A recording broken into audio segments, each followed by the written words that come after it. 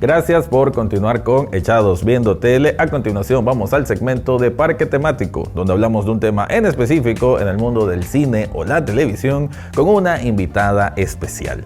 Y en este caso voy a hablar de una película estrenada ya hace varios años, en 2003 para ser exactos, una película coreana de crimen, de misterio y también basada en un caso de la vida real, y esto es Memorias de un asesino. Para hablar de este tema estoy con Gabriela Castán, comunicadora y bueno, gran fanática de esta película. Así que primero que nada, pues bienvenida, Gabriela. Bueno, un gusto estar para mí acá, gracias por el espacio también para hablar sobre una de las películas que a mí me encanta demasiado. Es mi película favorita por mucho porque me encanta todo este tema del crimen, de casos de la vida real, de cómo se retratan a través de las proyecciones, las películas. Y vaya que es un caso pesado, ¿no?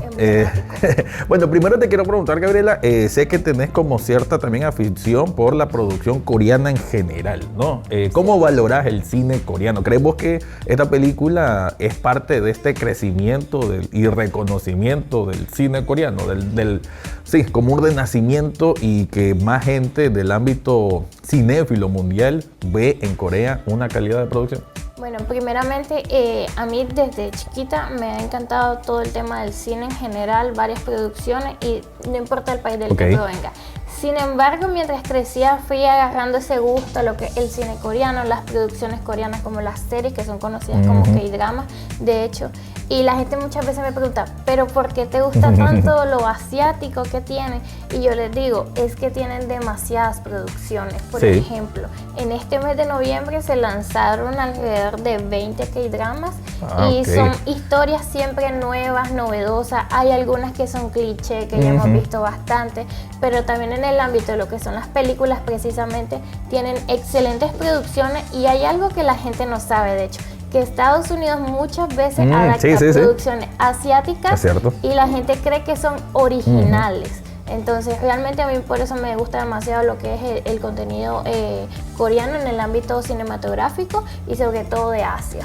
Es original y además fuente de inspiración, entonces, ¿verdad? Así de grande se ha hecho la calidad que, bueno, en Corea la verdad que encontramos, ya lo mencionaste, los K-dramas, que puede ser mucho sobre romance, pero hay historia, bueno, hemos visto Zombies, una gran película, como Tren a Busan, y en este caso Bong Joon-ho, no solamente uno de los mejores cineastas coreanos, sino creo que cineasta contemporáneo de los más respetados, ¿no? Nos entregó Parásitos, que fue la primera película extranjera en ganar un Oscar como mejor película, pero antes de eso nos regaló esta grandiosa película Memorias de un asesino, que, bueno, primero que nada, pues contame un poco la sinopsis. ¿De qué trata esta película? Bueno, primero quiero contar que de hecho esta fue la segunda producción cinematográfica realizada por Bong Joon-ho, y en este caso la película gira en torno a un caso de la vida real que sucedió de un asesino en serie conocido como el asesino del Zodiaco en Corea, que hubieron varios casos de asesinatos de mujeres entre el 1986 y 1991.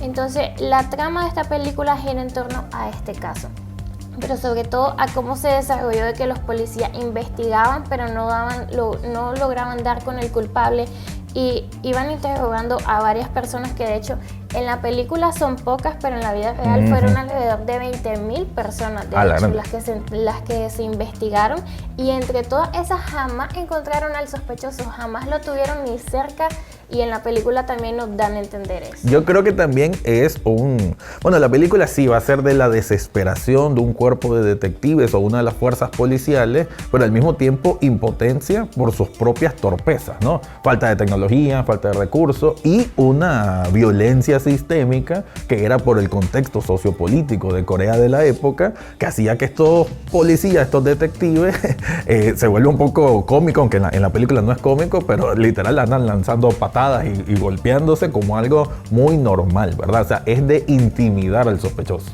De hecho, eso es algo que también atrapa bastante en la película, que se supone que algo de suspenso, de acción, pero al mismo tiempo tenemos un thriller serial, pero nos meten un poco lo que es la comedia, lo cual atrapa demasiado a todas las personas que tal vez están viendo esta producción y que dicen, tiene sus momentos graciosos, que para mí es en cierta parte una sátira a lo que era el abuso policial en esa época, al hecho de querer cerrar de inmediato un caso, entonces tipo abusaban de su poder para tener un culpable.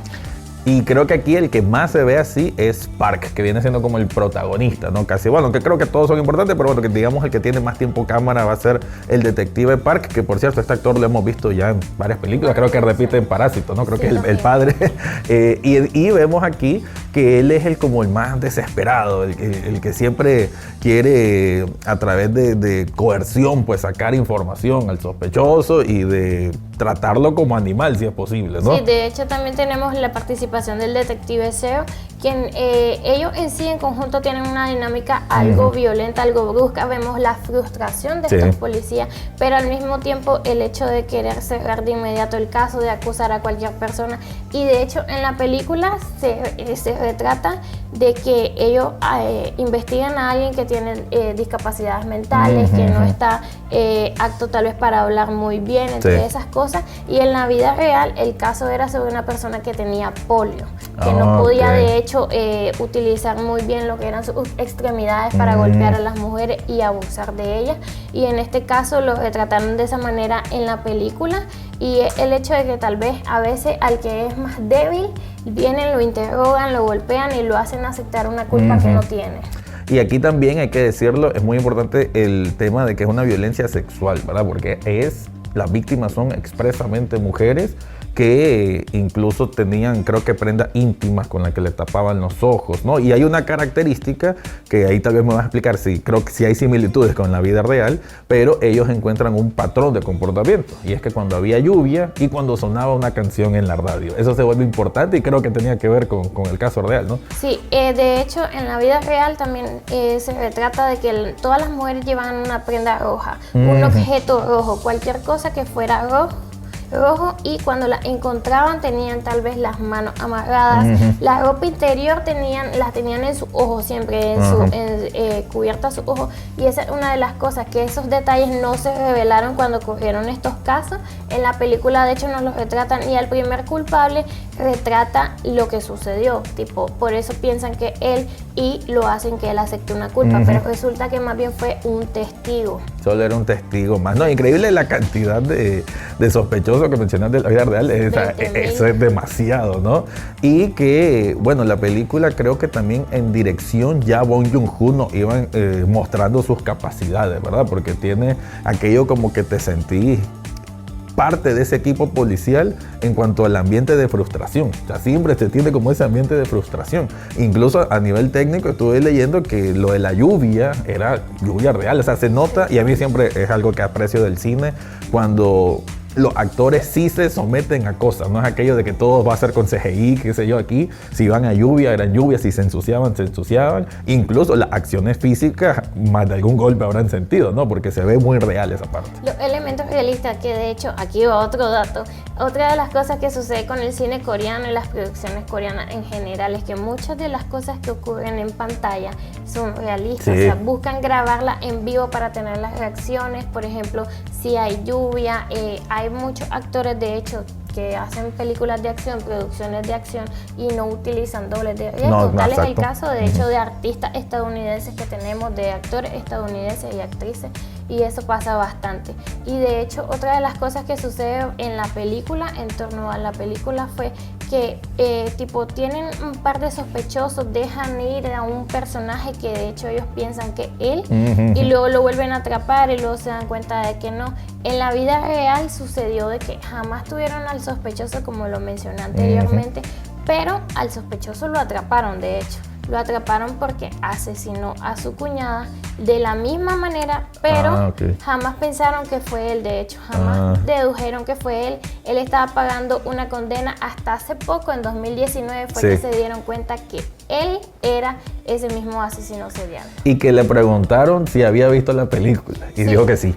Él dijo que vio la película y que jamás de hecho sintió remordimiento.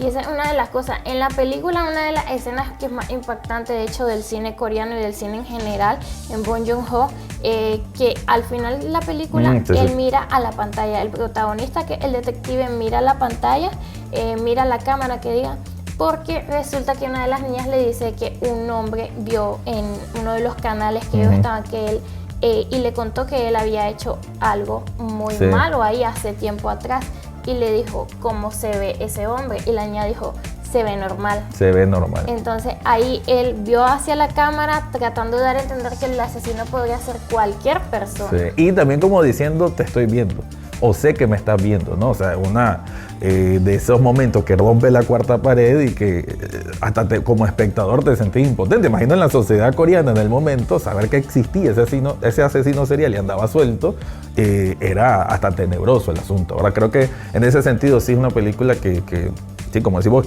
queda un recuerdo, queda una marca de una escena simbólica y que lo representa muy bien. Ahorita que mencionaste lo de los canales, quería hablar sobre el terreno donde ocurrían estos asesinatos, que es como una Corea muy rural.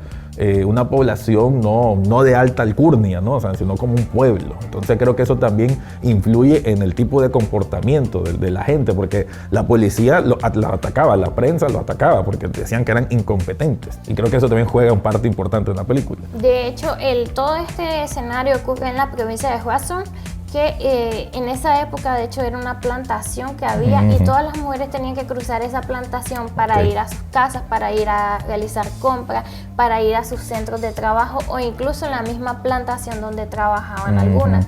Entonces por eso la mayoría de mujeres eran víctimas. En la película de hecho nos retratan un momento clave donde los detectives están vigilando, que eso no ocurrió precisamente en la vida real. Sabemos que las películas necesitan escenarios ficticios. Los detectives están vigilando a ver si llega el hombre porque siempre vuelve a la escena del crimen, dicen ellos. Y la mayoría de casos ocurrieron en la plantación. Entonces él regresa a este escenario, ellos están ahí vigilando y el hombre huye. Pero resulta al final que no es él, y es un hombre que de hecho se escondió entre una plantación donde habían muchos hombres vestidos igual y ellos no saben al final si el que atraparon sospechoso era o no era, en este caso, el asesino serial. Creo que, aunque estamos mencionando ya varios aspectos de la película, y prácticamente podemos decir que el spoiler, entre comillas, es que, bueno, no lo atraparon, no te arruina la experiencia de la película. No, lo digo porque hay mucha gente que dice, la estuve viendo y al final no lo atraparon, pero creo que no es la motivación, no es la intención que hay del filme, es el viaje de conocer estos detectives con personalidades muy distintas, ¿no? Porque Park es el impulsivo, hay otro que es como el más metódico, pero que también tiene arranques de violencia, y ver el viaje de estos tres, cómo se combinan y cómo la sociedad reacciona a este conjunto de asesinatos. De hecho, esa es una de las cosas que más destaca, porque tenemos una historia real, pero al mismo tiempo tenemos elementos ficticios que te atrapan completamente en la historia para conocer esta dinámica, pero también conocer un poco el contexto histórico. Muchas películas se desarrollan a través de un contexto histórico de la época en la que se encuentran, en este caso la década de los 80, lo que estaba ocurriendo en Corea, el abuso de poder de la policía en este caso. Entonces lo vemos bastante plasmado en esta historia, y Bong Joon-ho de hecho realiza toda su historia siempre un toque realista, un toque en el que te puedes identificar. Ya tenemos la ganadora del Oscar, que es Parásito, que de hecho es una crítica a la sociedad. Sí, es que creo que ese es el factor importante. En este caso es su versión de thriller de asesinato, pero con un elemento de crítica social. En Parásito era una especie de comedia oscura con elementos de crítica social. Y si nos vamos a la película que dirige ya en Estados Unidos, que es Mikey 17, más reciente, que no estuvo tan buena, debo decirla, no, pero me refiero a Snowpiercer, que es una película grandiosa por donde se vea, que en este caso se basa en un cómic francés, pero bueno, la adaptación de este coreano con actores gringos. Bueno, sabemos la globalización que existimos, no, pero así es la película. Sí.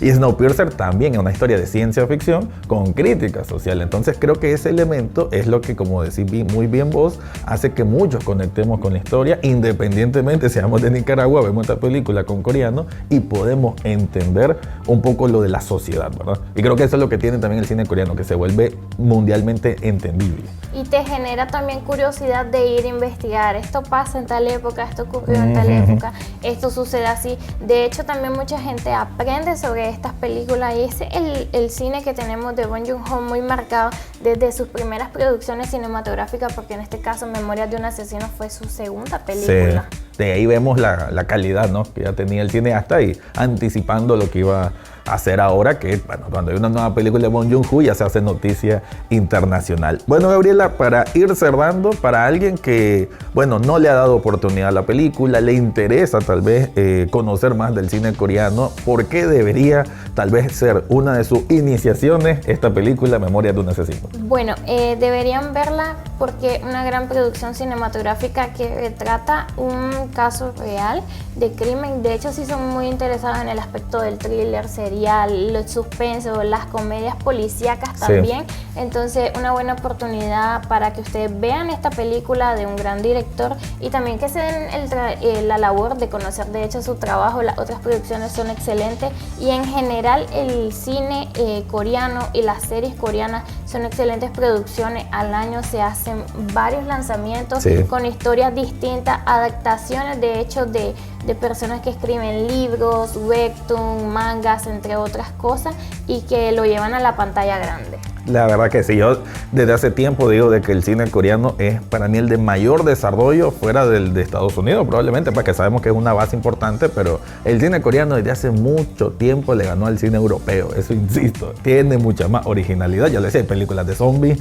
hay películas de crítica social, hay dramas, la verdad es que hay una variedad impresionante y en todos tienen un nivel de calidad muy alto. Y creo que eso es para valorar, incluso las series que son de Netflix, por más de que yo soy un poquito anti-Netflix, pero hay incluso las series de Netflix, como El Juego del Calamar, son productos muy entretenidos y que lo hacen súper bien. De hecho, son adaptaciones originales, historias originales o adaptaciones de webtoons que ya tenemos, como lo mencioné anteriormente, que de hecho llegan a la pantalla grande, trascienden, y yo siempre digo que hay que darle la oportunidad. Sí, claro.